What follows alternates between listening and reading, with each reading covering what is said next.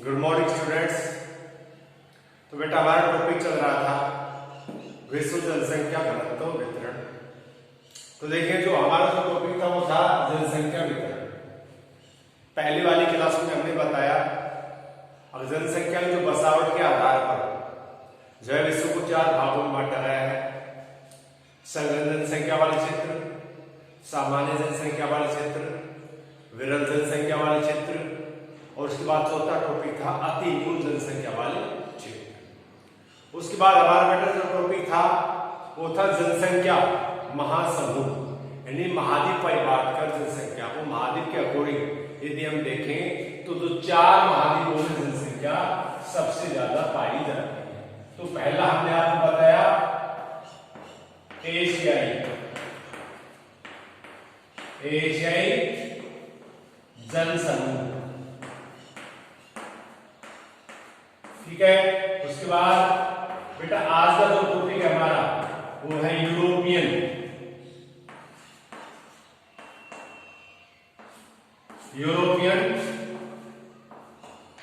जनसमूह। पहली वाली क्लास में हमने आपको एशियाई जनसमूह के बारे में बताया। एशियाई जनसमूह में विश्व की जो है 60% से ज्यादा आबादी निवास करती है। इसमें सर्वाधिक जनसंख्या वाले देश जैसे भारत है, चीन है, पाकिस्तान है, बांग्लादेश है, इंडोनेशिया है, रूस है, ये देश इसमें पड़ते थे। आज का जो बेटा हमारा जो टॉपिक है वो है यूरोपियन जनसमूह। तो यूरोपियन जनसमूह का तात्पर्य होता है जो यूरोप में जो देश है, यूरोप महाद्वीप में जो देश है वहां पर मतलब जो देश जो जनसंख्या बसी हुई है उनके बारे में हम चर्चा करेंगे यहाँ पर। तो देखिए यूरोपियन जनसमूह, इसमें हम लिखेंगे बेटा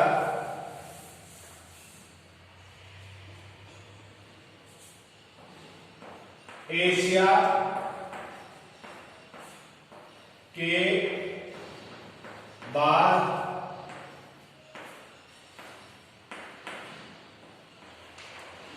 विश्व का दूसरा बड़ा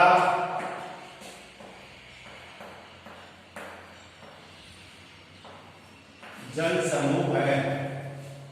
एशिया के बाद हम जनसंख्या वाइज देखें तो एशिया के बाद विश्व का सबसे बड़ा दूसरा जनसमूह कौन सा है?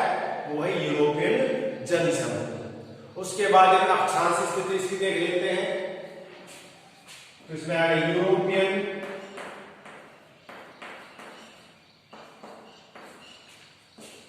जनसमूह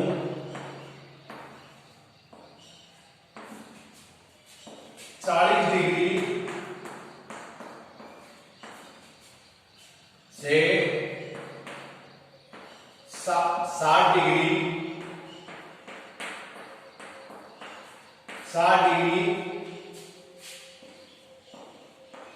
उत्तरी अक्षांश के मध्य स्थित है। जो यूरोपियन जनसमूह है वो 40 डिग्री से 60 डिग्री उत्तरी अक्षांश के मध्य जो है यूरोपियन जनसमूह स्थित है। तो देखिए कैसे, जैसे ग्लोब है ये भूमध्य रेखा हो गई अपनी। अब ये मान लीजिए 40 डिग्री है और ये है 60 डिग्री, 40 डिग्री 60 डिग्री, ये 40 और ये 60 डिग्री। तो यहां पर ये जो जनसमूह है इधर तो होगा बेटा उत्तरी अमेरिका, इधर ये यूरोप होगा, ये एशिया होगा। तो यहां पर जो है ये जनसमूह स्थित है। ये इक्वेटर, ये जो ऊपर वाला जो पार्ट है वो कहलाता है उत्तरी गोलार्ध भूमध्य रेखा से, और जो दक्षिण वाला जो भाग है वो कहलाता है दक्षिणी गोलार्ध। तो ये तो हो गया उत्तरी जो यूरोपियन जनसमूह का जो विस्तार है वो 40 से लेकर 60 डिग्री उत्तरी अक्षांश के मध्य स्थित है। अर्थात उत्तरी जो यूरोपियन जो देश है वो 40 से 60 डिग्री के मध्य जो है स्थित है, ठीक है। उसके बाद देखिए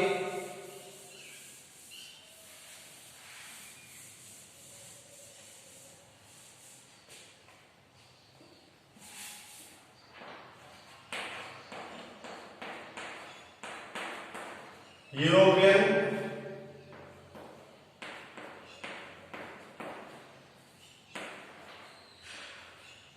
जन समूह की सघनता, यूरोपियन जन समूह की सघनता, सघनता मतलब जहां पर जनसंख्या की बसावट ज्यादा है या जहां पर लोग ज्यादा रहते हैं। तो यूरोपियन जन समूह की सघनता 45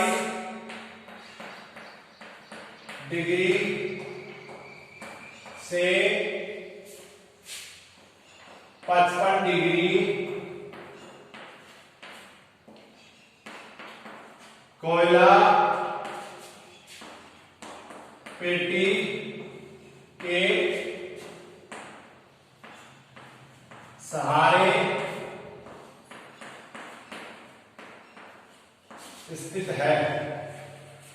और जो यूरोपियन जनसमूह की जो सघनता है वो कोयला पेटी का तात्पर्य होता था जहां प्रचुर मात्रा में कोयला निकाला जाता है। तो 45 से लेकर 55 डिग्री जो है उसके मध्य स्थित है, अर्थात जहां पर कोयला, यहाँ पर कोयला निकाला जाता है, जहां पर खनिज पदार्थ प्राप्त होते हैं वहां पर क्या होते हैं, उद्योग होते हैं, आपने पढ़ा होगा।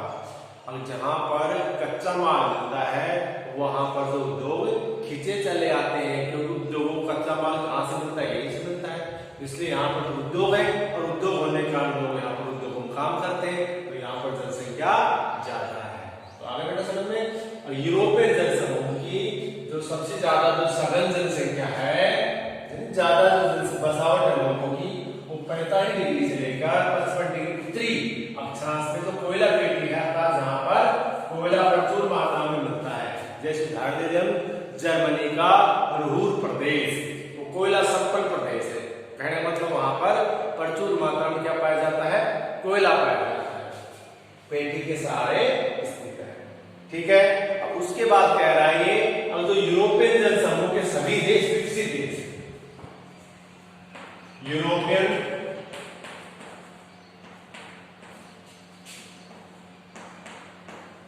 जनसमूह के सभी देश विकसित हैं।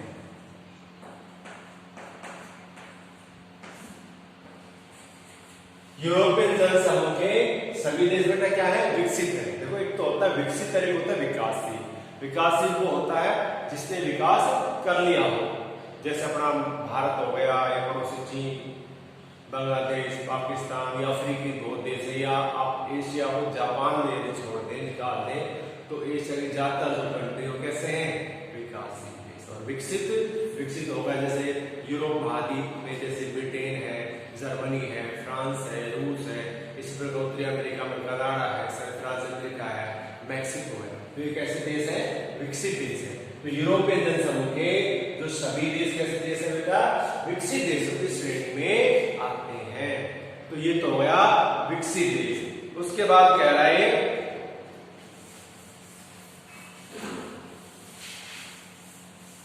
अब जो यूरोपियन जो जनसमूह है, इस जनसमूह की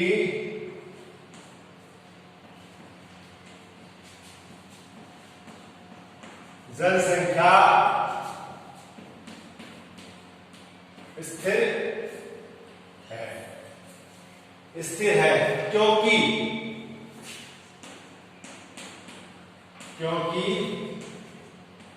यहां पर जन्म दर एवं मृत्यु दर समान है। मृत्यु दर समान है। अब इस जनसमूह की, किस जनसमूह की, यूरोपियन जनसमूह या यूरोपियन जो देश है, यूरोपियन जनसमूह की जो यहाँ पर जनसंख्या स्थिर है, ना तो कम है ना ज्यादा है, क्योंकि कारण यहाँ जन्म दर और इसलिए यहाँ की जनसंख्या कैसी है, स्थिर है। बल्कि मैं तो ये कहूंगा कुछ देश ऐसे हैं जैसे रूस है, कुछ देशों में तो जनसंख्या वृद्धि को बढ़ावा दिया जा रहा है। ये तो है बेटा। अब यहाँ पर तो जन्म दर मृत्यु दर समान है। इसके बाद इसकी अगली जो विशेषता है, इसकी जो अगली विशेषता वो है, अब यहाँ पर जो रहने वाले जो लोग हैं उनकी प्रति व्यक्ति आय क्या है, उच्च है। तो हम लिख सकते हैं इस जनसमूह के लोगों की आय उच्च, इस जनसमूह के लोगों की आय क्या है, उच्च है। इनका इसलिए इनका जो जीवन बहुत ही सुखी है। उसके बाद बेटा है इस जनसमूह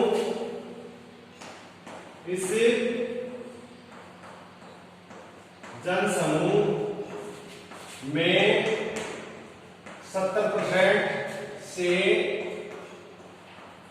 ज्यादा लोग नगरों में निवास करते हैं। अब इस जनसमूह में, कौन से जनसमूह में, यूरोप महाद्वीप के जो देश है वहां पर रहने वाले जो लोग हैं, इस जनसमूह में 70% से ज्यादा लोग क्या कार्य कर रहे हैं, मतलब कहां पर रहते हैं, शहरों में रहते हैं, अर्थात नगरों में रहते हैं, नगरों में निवास करते हैं। ठीक है। अब इनका देख लेते हैं कि आर्थिक क्रियाकलाप क्या है, क्या कार्य करते हैं लोग अपने जीवन को चलाने के लिए। तो देख बेटा,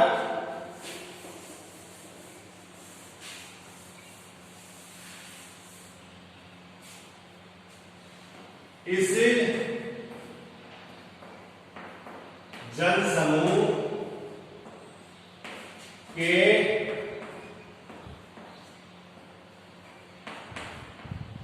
अधिकतर लोग गैर प्राथमिक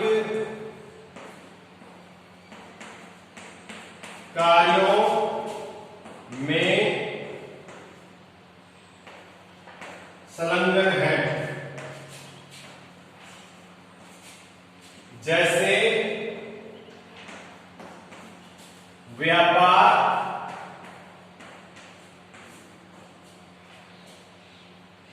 जैसे बच्चा होगा ना, व्यापार हो गया ना,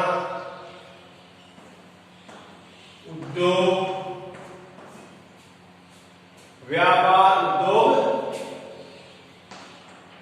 आदि। अब देखो इस जनसमूह के अधिकतर लोग जो गैर प्राथमिक कार्य होता है, जैसे कृषि हो गया, पशुपालन हो गया, या क्या खेत हो गया, भोजन संग्रहण हो गया, वो तो होता है प्राथमिक कार्य। अब कहलाई गैर प्राथमिक, अर्थात ये जो लोग हैं खेती बाड़ी बहुत कम करते हैं, गैर प्राथमिक कार्यों में संलग्न, जैसे व्यापार करते हैं, परिवहन, उद्योग, संचार, यानी प्राथमिक कार्यों को छोड़कर अन्य कार्यों में संलग्न है, या विनिर्माण उद्योग भी आ जाएगा। इन कार्यों में जो लोग हैं संलग्न है। तो बेटा ये हो गया अपना यूरोपियन जनसंख्या, अर्थात यूरोपियन जो जनसमूह है उसकी विशेषताएं, यानी विश्व का दूसरा बड़ा जनसमूह है वो यूरोपियन जनसमूह है। अब इसके बेटा हम देख लेते हैं देश। अब इसके देश कौन से हैं वो नजर डाल लेते हैं। यूरोपियन जनसमूह के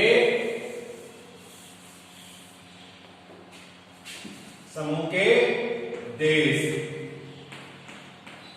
तो देखिए बेटा, पहला है रूस, दूसरा हमने वैसे बेटा आपको लिखवा भी रखा है, यूरोप महाद्वीप के आपको जो देश है वो लिखवा रखे मैंने, जर्मनी, तीसरा है अपना फ्रांस, चौथा है इटली, पांचवा ग्रेट ब्रिटेन, ये इंग्लैंड कहलवा, ग्रेट ब्रिटेन। यदि आयरलैंड को और इंग्लैंड को मिलाए तो बढ़ता है ग्रेट ब्रिटेन, और यदि कौन कहलाता है? इंग्लैंड कहलाता है। तो होगा ग्रेट ब्रिटेन, उसके बाद आ जाएगा छठा बेल्जियम, सातवां जाएगा बेटा नीदरलैंड,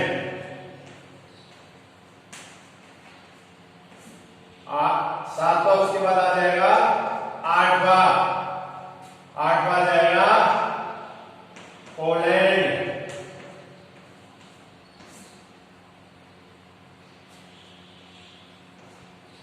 तो ये जो है इसके 8 जो मुख्य देश हैं यूरोप महाद्वीप में आते हैं। इनकी जनसंख्या के बारे में जो है हम चर्चा कर रहे थे, अध्ययन कर रहे थे। अगला जो जनसमूह बेटा है उत्तरी अमेरिका, उसके बारे में हम चर्चा कल करेंगे। धन्यवाद, थैंक यू।